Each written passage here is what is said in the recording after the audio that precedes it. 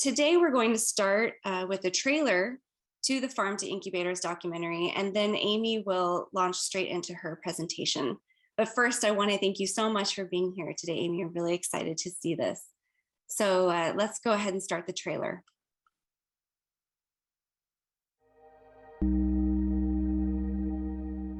I always wanted to have a farm because food is very cultural for me. My family's from the Philippines. I'm a first-generation American. That was the way I knew how to express my love. I came here from Vietnam as a refugee, and witnessing the cost of malnutrition, I decided I would look for a solution. My parents are immigrants, and they were field workers when they came to the U.S. My grandfather was a farmer where he had his own farm that he fed his family with. When you have a diverse group of people, decision-making is more robust, and you get better outcomes, better creativity, because you have different perspectives. I think maybe you just get used to being a minority and you stop thinking about it after a while. Everyone's an outsider in their own way, I think. Once you're able to focus on the successes and the message that you want to get out there, then the conversation becomes a lot easier. In America, less than 1% of the population actually farms anymore. So we have a very, honestly, precarious situation where we have an aging population of farmers and not very many people who are doing it. And it's very, very important that we make this sustainable. So we are putting technology to work to solve that problem. The story started more than 5 years ago when Diane and I met. Both of us were very passionate about the way in which we can arm community members with a way to stay one step ahead of disease.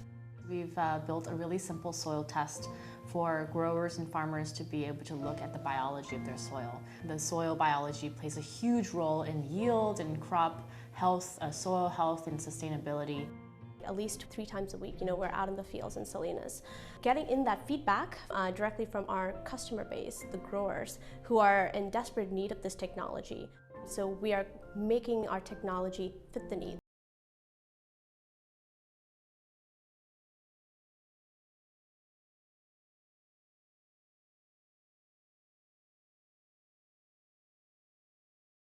We do equipment tracking, timekeeping, and field scouting. It's a mobile app, so all the data collection is just through your smartphone. Would you change anything right now as it is? Yeah, but like the same structure is just like... Trying to implement that software and telling them we can give them something that works that's better. They've also had other companies come in and say that, but a lot of times it's been companies from Silicon Valley. They come in from a different perspective, and so what makes us unique is knowing the ag side and knowing their processes. Yeah. We'll break it. But you guys will make it better. Vitamin A deficiency, a disorder is just easy to solve, but it's still so prevalent. When I was little in Saigon, my mother, she would get the fruit and dye the rice with it. And the color of it is so strikingly red. I just have the hunch that the fruit was really rich. Red melon, the fruit to me that stand out. I came up with a way so that the farmers can then use whatever they have to make the oil and then keep that oil in their household. It's important that the field be diversified and that women be at the table. Women don't get treated well unless there are enough, there's a critical mass. My daughter is 10-year-old. She asks me, what is it that you're doing? And when I share that with her, she has this spark in her eye that, wow, I didn't know that's how you grew strawberries. Once the spark is there, they will find most innovative ways to solve things.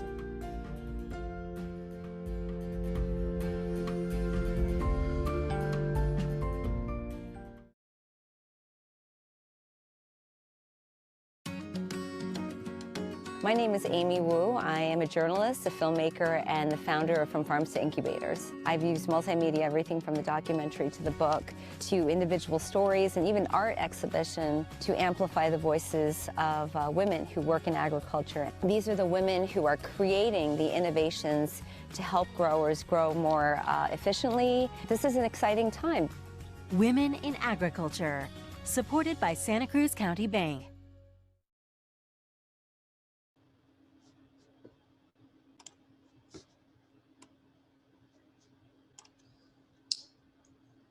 Thank you very much for playing the trailer to the documentary, and also that little clip. Recently, I can share a little bit more about the Women in Ag series that KSBW in Monterey County did. But thank you for the Organic Center for having me speak at the Organic Confluences Summit. I'm really excited to be here today. Especially excited to join a list of amazing speakers, panelists, and that we have attendees from all over the country and the world, different continents at this time.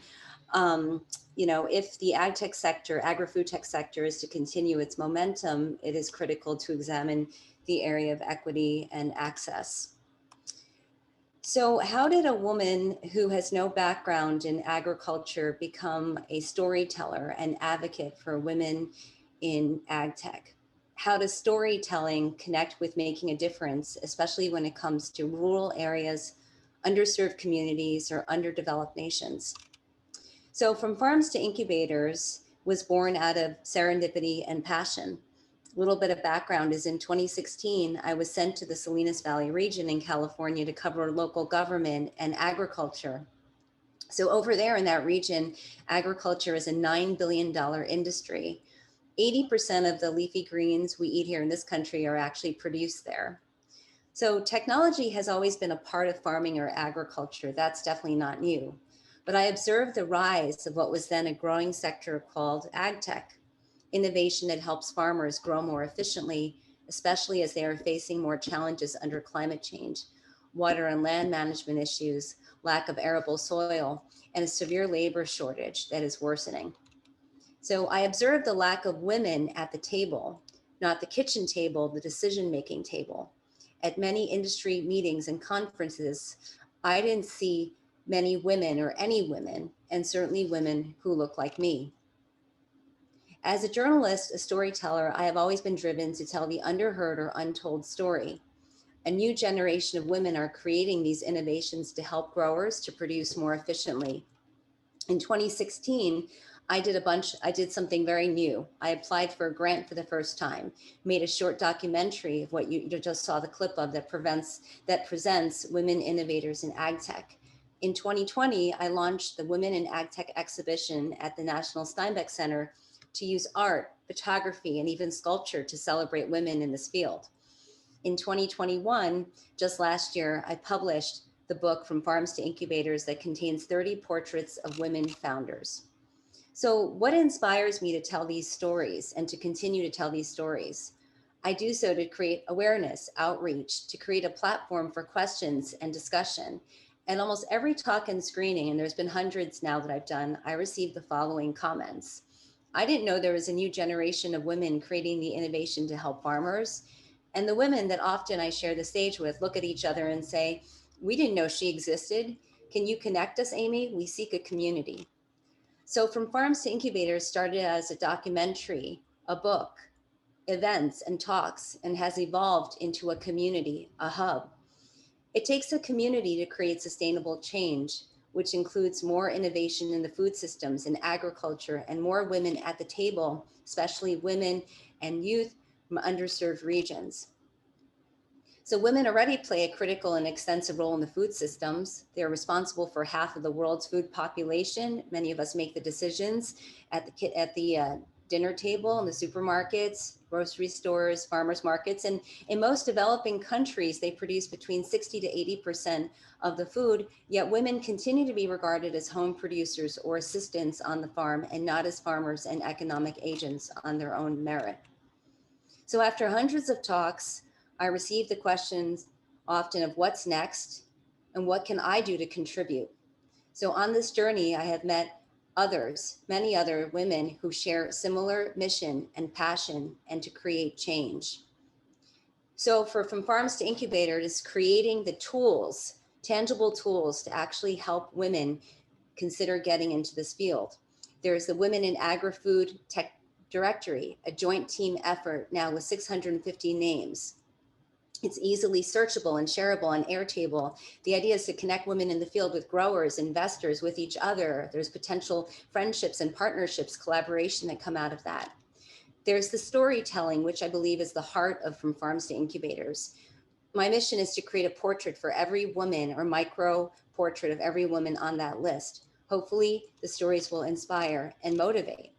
There's mentorship, which is extended to me speaking at high schools and colleges and universities. In November, I spent time in Central Valley, California, the unofficial almond capital, where I connected with youth, many of them the first to attend in their family to attend college, many of them from agriculture families where their parents and grandparents work in the fields and the packing houses.